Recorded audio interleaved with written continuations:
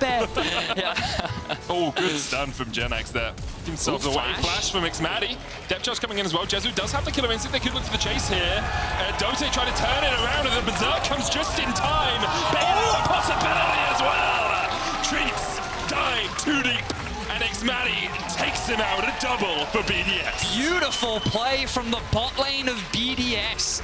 Xmatty was put under a lot of scrutiny last split. His bot lane 2v2 performance was not the level that many fans believed was right for LEC, but starting off the split strong, and a lot of credit needs to be given to Dote there. He did everything right. The shielding from his E, the ultimate to buy him a little bit more time, as we see another engage in the top. Synchro waiting in the wings, though. Serta's on his way up as well. The Nav back. Aggressivo going to try and dodge away. Gilius looking for the damage as well, but Gilius might be the first to fall. Aggressivo, one more auto is enough. Genex jumps back in into the charm. The knock up, the CC. Synchro low. NUCLEARINT now joins.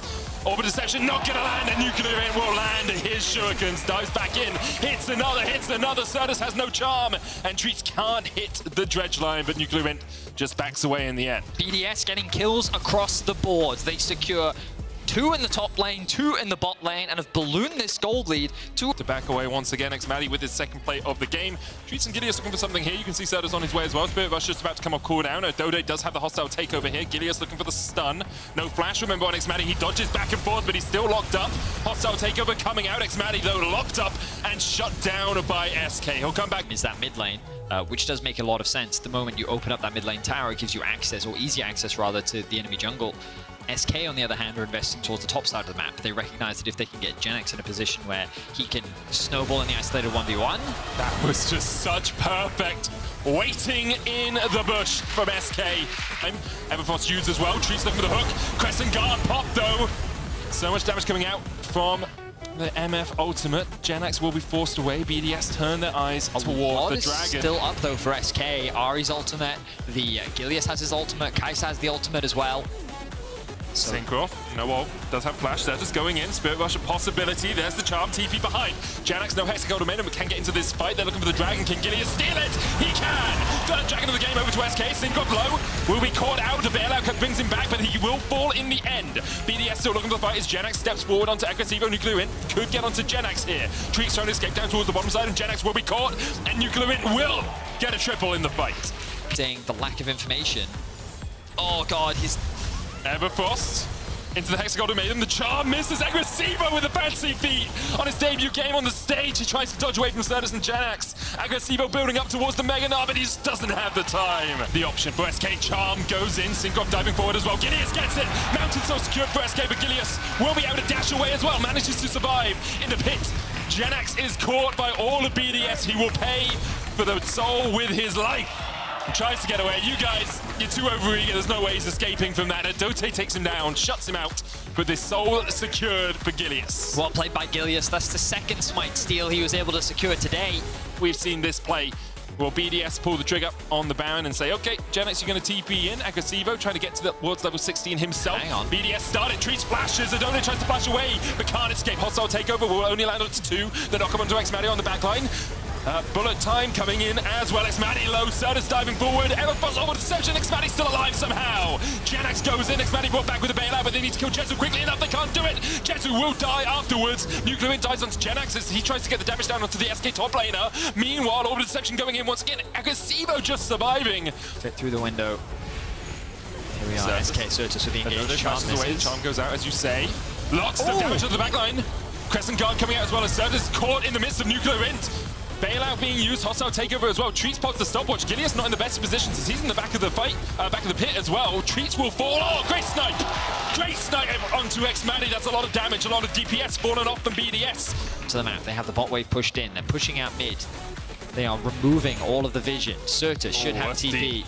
That is deep, and Treats will know he's there when he comes around the corner. Counter TP used NUCLEARINT. Depth charge, a possibility. Killer instinct in NUCLEARINT. You gotta pull something miraculous here. The TP too deep. SK are willing just to lap him up. And now they will turn their eyes towards the Elder. BDS. No real way to steal this unless Synchro can like flash in, but the Elder will be secured for SK and NUCLEARINT. He lived up to his name. That caught NUCLEARINT by surprise. He was not expecting so many SK members to be in that area, and the way in which Jezu collapsed so quickly with his ultimate was able to shut down NUCLEARINT. He did have flash. I'm surprised they didn't invest more to try and get out of that situation, but he accepted his fate, lost his life, and now the Elder Dragon is something that BDS will have to contend with. Their goal will be to avoid fighting as much as possible while trying to save as much of their base as they can. It's one of those TPs that, if it works, looks incredible, but when Treats is just there immediately to CC you, and then the Killer Instinct follow-up makes it basically impossible for that Akali to do anything in that situation. BDS now very much on the back foot. That sequence of events has led to SK being 3,000 gold ahead, and Elder Dragon to the good. We're a minute and a half. Xmatty stepping forward here. Death charge used onto a Dote. There's nowhere for him to go. The bailout won't save you for long as SK get another kill.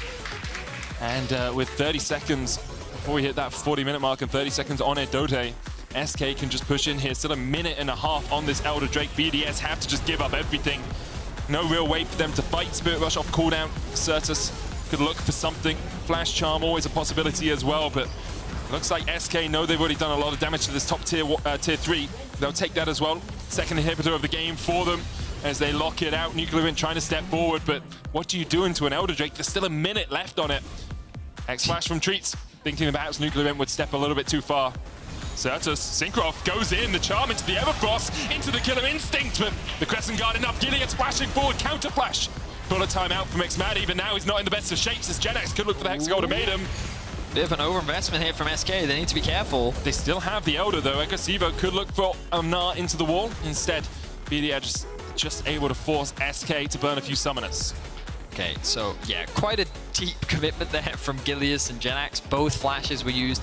A little unnecessary, but they saw that if they could have won that fight, they potentially could have ended the game. But for now, they will just back off. A lot of damage was done to the BDS base. Already down, BDS could look for a bit more of an engaged charm going out. Crescent Guard available for Syncroft, but very tanky with the Force of Nature, Frozen Heart. And Treats just a little bit overstepping. Well, he thought that he was in Fog of War there. He didn't realize that he was stood right next to a ward.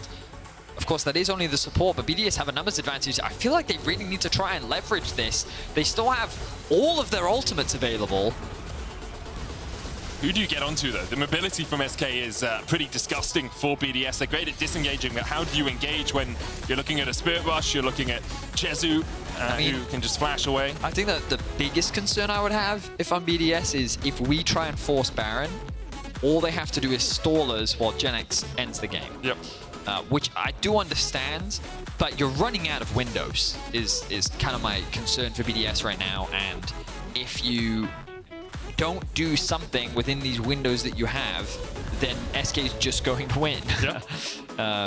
So it was a good pick. Unfortunately, they can't convert it into much else. And now SK, they know they have a pushing top. They also have a pushing mid. That's a stacked wave on bot because Genex has just caught that wave. And now it's just a matter of time before SK start the Baron off. They're literally just waiting for the waves to create a point of pressure. And then BDS is going to be forced to make a choice. Certus with the charm once again onto Syncroft. Crescent Guard will be used. Bullet time coming out as well. Gilius has to pop the Heartbreaker to get away. NUCLEARINT looking for a flank position here as he dives in, but it's only on to Treats. Hot Soul takeover coming in as well, and Treats is very low. NUCLEARINT dived on by Genax. Meanwhile, the GA popped on Xmatty. NUCLEARINT trying to do what he can, but Treats continues to land the hooks. Xmatty comes back though. Treats down, 2 down. Genax, Certus, and Jezu have to try and do everything in this fight. The GA still available for Jezu. The charm wide. Syncroft survives Orbital Session though. Will lock him out. Genax, more Death's Dance and Divine Sundra means he is nigh unkillable as SK find 2 in the fight. The GA will be popped for Jezu, but it ends up being a 2 for 2. I imagine this will be a third as Genax locks down Odote. But the base again is in shambles. Only 2 members are left alive. They're hitting the base button because they both have TP. SK looking to end the game. I mean, what wave clear do you really have? Aggressivo has some, NUCLEARINT has some, but the 5-point strike doesn't really clear out these super minions too quickly. Aggressivo going to try and build up towards that Mega Gnar. Does have the Gnar ultimate as well, but look at the damage onto the tower. Genax basically feasting on them. Is the Cho'Gath ultimate worth the true damage? The Gnar back brings Genax underneath the tower. NUCLEARINT looking for the damage as they do manage to kill off Jezu. NUCLEARINT has to do it all here though. The GA popped on Aggressivo. Genax looking for the tower itself. Precision protocol enough, and SK will ignore the BDS players and instead take down the base. It was close at the end there. I really thought that NUCLEARINT and Aggressivo could do it.